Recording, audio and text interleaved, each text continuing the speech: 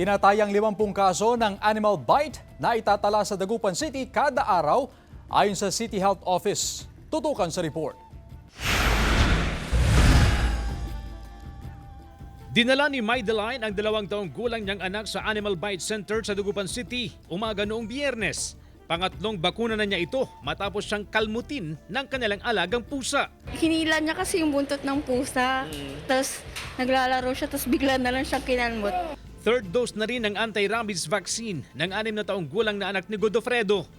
Naglalaro lang po sa labas, tapos biglang nakagat daw ng aso.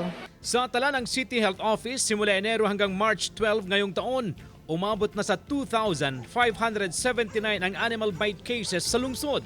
Dito sa Dagupan City, may naitatala kami na at least mga new cases, mga around 50 per day. Kaya marami po yun kung susumahin mo po lahat yun.